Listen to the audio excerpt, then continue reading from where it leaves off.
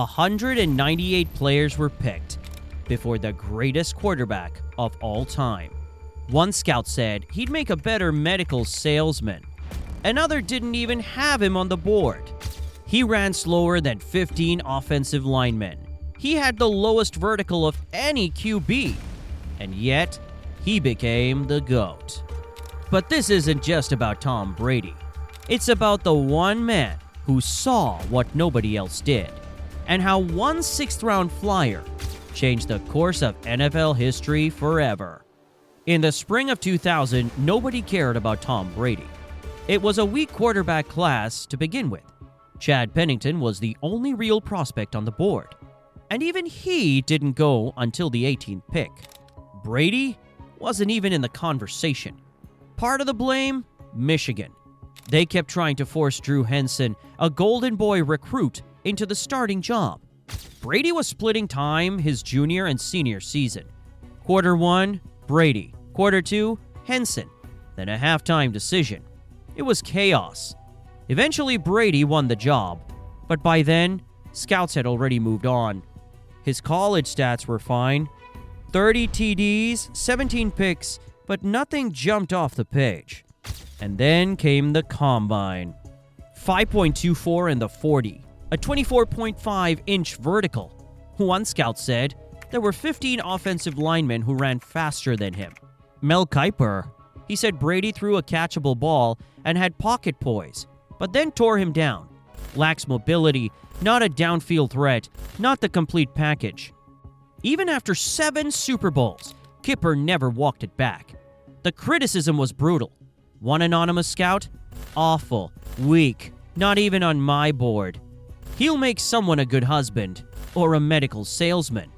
Brady later posted his old combine shirt on Instagram along with the scouting notes. Poor build, skinny. Lacks great physical stature and strength. Lacks mobility and ability to avoid the rush. Lacks a really strong arm. Can't drive the ball downfield. Does not throw a really tight spiral. System-type player who can get exposed if forced to improvise. Gets knocked down easily. That was the consensus. Undraftable. The day every college player dreams of was quickly turning into a nightmare for Tom Brady. The 2000 NFL Draft was supposed to be the start of something great, but as the rounds ticked by, Brady was stuck in limbo. He sat with his parents, tense, quiet, watching names fly off the board. Name after name, team after team. No call, no hope. Chad Pennington went 18th overall to the Jets. The only QB taken in the first round. And then, the phones just stopped ringing for quarterbacks. Brady would later admit he remembers everyone that went ahead of him. Giovanni Carmazzi, round 3. Chris Redmond, round 3. T. Martin, round 5. Mark Bulger, round 6. Spurgeon Wynn, round 6. Each one a reminder of where he stood in the eyes of the league. 198 players were chosen before him. Receivers, linemen, kickers, even punters. And still, no Tom Brady. He stepped outside with his mom and dad, took a walk, not to clear his head, just to escape the pain of waiting. Brady later recalled that moment. I remember taking a walk with my parents. I just kept saying, I don't understand. Because this wasn't just a job opportunity slipping away. This was his identity, his everything. He'd given everything to football, and the league had already made up its mind. No star potential, no franchise tag, just another guy in the crowd. His family could barely speak. The air in the house had turned thick. This wasn't just a slide, it was humiliation. He had trained for this moment his whole life, but no team could see it. And the greatest quarterback of all time was almost left behind. But this isn't just the story of Tom Brady the legend. It's also about the guy who saved him from being forgotten. By 2000, the Patriots already had their guy. Drew Bledsoe had made 3 Pro Bowls. He was the face of the franchise. Bill Belichick didn't need a new starting quarterback, but he gave one quiet assignment to his new quarterback's coach. Find a late-round QB worth developing. That coach was Dick Rabine. Rabine had coached for nearly a decade with the Giants, quietly rotating through tight ends, receivers, even offensive lines. But this was different. This was his room, his first draft in New England, and he wanted to make it count. He flew out to Michigan with Rob Ryan to see Brady in person. Rabine didn't just watch film.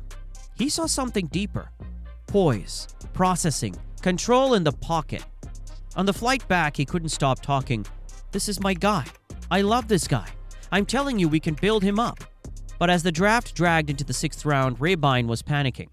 He told his wife Pam all about the kid from Michigan, and he begged New England to take the shot when their pick came around. 199th overall. Tom Brady, quarterback, Michigan. Rabine called home. He got his guy. Brady was ecstatic. Finally, a chance. He wasn't going to be an insurance salesman after all. Years later, Brady said it best.